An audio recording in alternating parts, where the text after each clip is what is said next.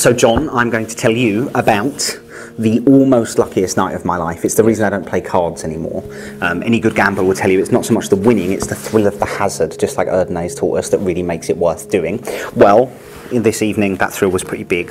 I was 4 cards into a game, and I had some interesting players across from me, but we'll talk about more about them in a moment.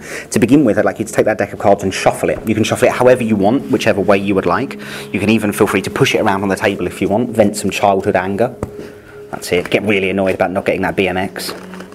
You knew? I did. Really? Good. I've never worked in a casino. No, that's okay. As long as you're happy that you have shuffled the cards.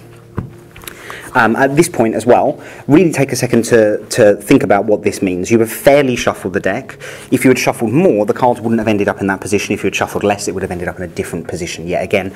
I want you, just like you would in a real card game, to cut the cards and complete the cut. Good. So right now you've shuffled and you've cut. I told you that it was almost the luckiest night of my life. I was 4 cards into a game. I was playing against one other guy, an interesting guy. It was interesting because he was well known for his comedy magic, and his name began with a J, and his last name began with an A, and people called him Archini. That was what was interesting about him. Yeah. So the problem was, the 4 cards that I got dealt, well, you can see there's one card that's missing that might have made this interesting.